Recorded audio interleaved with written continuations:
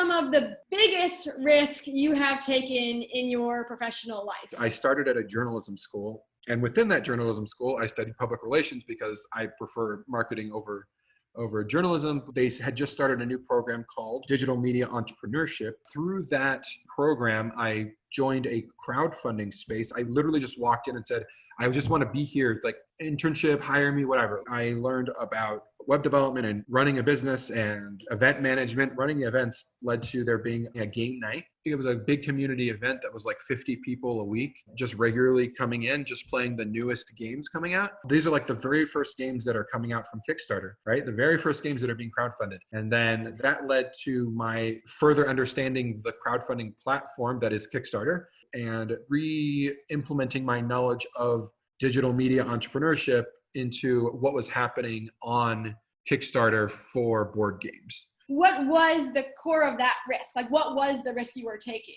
The risk taken for this was like just making myself available and putting myself out there. I think a lot of people are maybe uncomfortable with that risk, right?